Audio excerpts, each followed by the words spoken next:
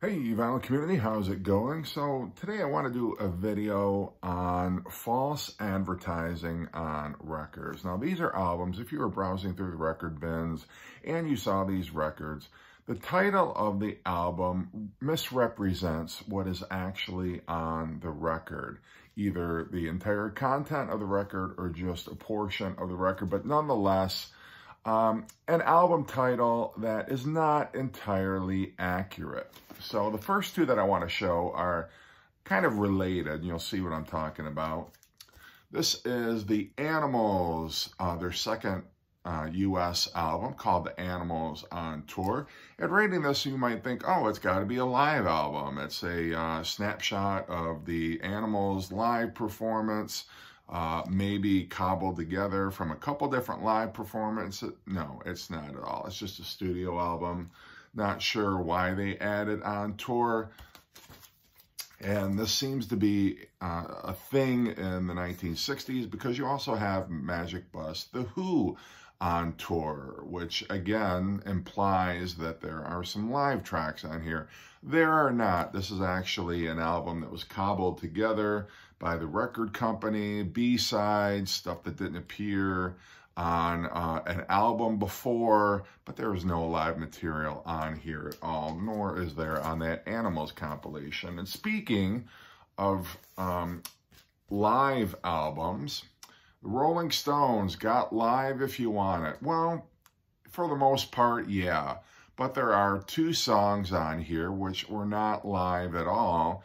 What they did is they dubbed in audience noises, audience applause, the typical kind of screaming and stuff that you would hear during a Rolling Stones concert. And those tracks are Fortune Teller and I've Been Loving You Too Long. Those are actually studio tracks.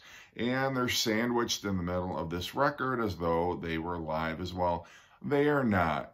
And I don't know when this first came to light or how it got exposed, but not a great thing. And I don't fault the Rolling Stones. I believe this was either an Andrew Loog Oldham, their manager, decision, or the record label, London Records, decided this would be a good idea. I'm not exactly sure how this came to pass, but I don't think it was the Rolling Stones trying to rip people off. I don't think there was an EP that was released in the UK, and I think in order to pad this out to a full, long-playing record, they did a little studio trickery and took the rest of us for suckers. All right, fourth album I'm going to show. This is Pink Floyd, a collection of great dance songs. Now, as we know, Pink Floyd is not a dance band, progressive rock, hard rock, but not a dance band. And I think this title was tongue-in-cheek, but I can imagine there was some naive record buyer back in the day, or maybe even today, who picked this album up, thought, oh, great, got some dance tracks on here. I love to dance or whatever. And picked it up, brought it home. And I mean, you could maybe make a case for Another Brick in the Wall Part 2, possibly, but it really was meant as a tongue-in-cheek kind of a title because Pink Floyd were the farthest thing, obviously, from a dance band. And the last record that I want to show, and this is just based on the cover and a little bit on the title, but this is Elvis Costello, Almost Blue.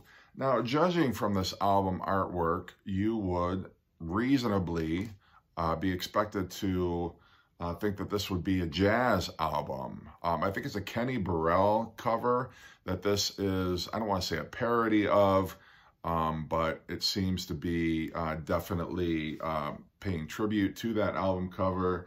But it is actually an album of country tunes, covers of country tunes. Why Don't You Love Me Like You Used to Do, Sweet Dreams, Tonight the Bottle Let Me Down, A Good Year for the Roses. But no jazz standards on here. So I always wonder if anybody ever bought this record, maybe not looking at the titles of the songs, and thought, it's going to be kind of a jazzy, bluesier album. It is not. But I still, to this day, I don't know why Elvis Costello picked this as a cover instead of something that looked a little more in line with the music that's actually contained on this album. But nonetheless, he did. So anyway, just a quick video. Maybe you've got some albums also. Another one that I thought of was there was an album by Phil Oakes called Phil Oakes' Greatest Hits, where he's wearing a gold lame suit on the cover. It's actually not a greatest hits. It's a studio album, but again, I think it was kind of a tongue-in-cheek because Phil Oakes was never going to have any radio play or any big hits. So that was the other one. I didn't have that one to show, but nonetheless, that was another one that came to mind. But if you have other ones, let me know in the comments section.